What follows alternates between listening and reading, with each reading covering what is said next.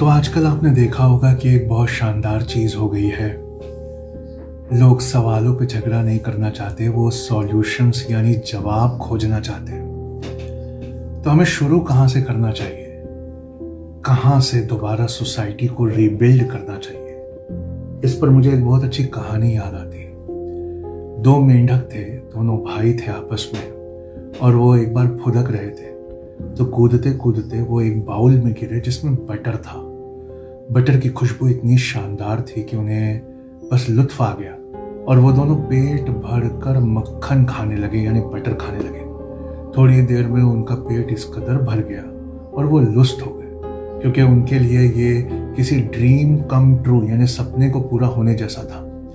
उसके बाद अब वो वहाँ से निकलना चाहते थे, लेकिन उन्होंने महसूस किया उनका जिस्म भारी हो गया था और बटर इतना चिकना था कि वो जितना हाथ पैर मारे वो उसमें से बाहर निकल नहीं पा रहे थे। बटर गाढ़ा था, इसलिए वो उसमें से छलांग यानी कूद भी नहीं पा रहे थे। उस बाउल से निकलने का कोई रास्ता नहीं था। तो एक भाई ने दूसरे भाई से कहा कि जोर से हाथ पैर चलाओ, इतने जोर से हाथ पैर चलाओ कि हम यहाँ से निकल जाए। तो एक भाई ने कुछ देर बहुत ट्राई किया, लेकिन फिर उसने हार मान ली। वो मायूस हो गया और उसने अपने भाई से कहा कि मुझे लगता है कि अपनी अय्याशियों के चलते और इतने दिन हमने जो आराम किया है और जो खाने में हम मशगूल रहे, उसके चलते अब हम इतना बुरा फंस गए हैं कि यहाँ से निकलने का कोई रास्ता नहीं। शायद हमारी मौत इस मक्खन के टब में ही है, इसलिए अब मैं हाथ पैर नहीं चलाना चाहता। लेकिन दूसरे ने कहा नहीं, हमें हिम्मत रखना चाहिए, हमें हाथ पैर चलाते रहना चाहिए, हमें पहले से ज़्यादा कोशिशें करना चाहिए। और दूसरे मेंढक ने इस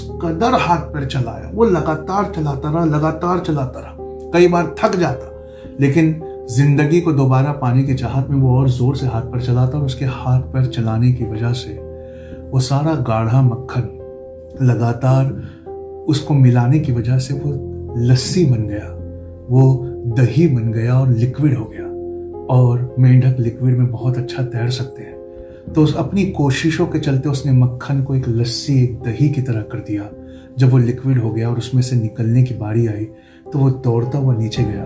उसने अपने भाई को देखा जो आखिरी सांसें गिन रहा था, उसके माथे पर चूमा और कहा कि मेरे भाई, मेरा हाथ पकड़ ले। मेरी कोशिशों से ये गाढ़ा मक्खन, वो अय्याशी जिसके अंदर हम फंस गए थे, वो पतला हो गया है और अब हम दोनों इसमें से निकल सकते हैं। तो मेरा हाथ पकड़ और यहाँ से जोर से कूद जा। और दोनों मेंढक उसमें से बाहर आ गए। इतनी बड़ी परेशानी जिसको आप मान रहे हैं और व्हाट्सएप ग्रुप्स में इन्हीं दो मेंढकों की तरह पेश आ रहे हैं।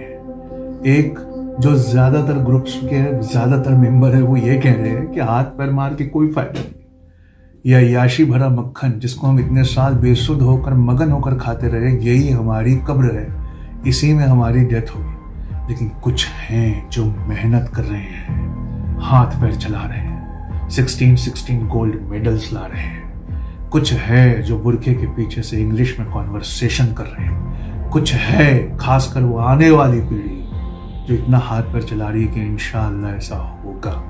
ये गाढ़ा मक्खन एक पतली दही या लस्सी में कन्वर्ट होगा और वहाँ एक दूसरे का हाथ पकड़कर हम सब निकल जाएंगे। तो बस आखिरी बात आपसे ये कहनी थी कि जिस भी परेशानी में आप फंसे हैं, उस परेशानी में इस कदर हाथ पैर चलाइए, इस कदर कोशिश करिए कि ये गाढ़ा मक्खन जो है वो पानी बन जाए, जिसमें से हम एक दूसरे का हाथ पकड़कर बाहर आ जाए। तो आप जिस चीज की, जिस सपने की, जिस ख्वाहिश की, जो भी आप बनना चाहते थे, जिसकी भी आप तैयारी करना चाहते, उसमें अपना पूरा दम लगा दीजिए। देखिए आप कैसे इस परेशानी से बाहर आ जाते हैं। शुरुआत यहां से करिए, देखिए धीरे धीरे किस्मत कैसे बदलती है।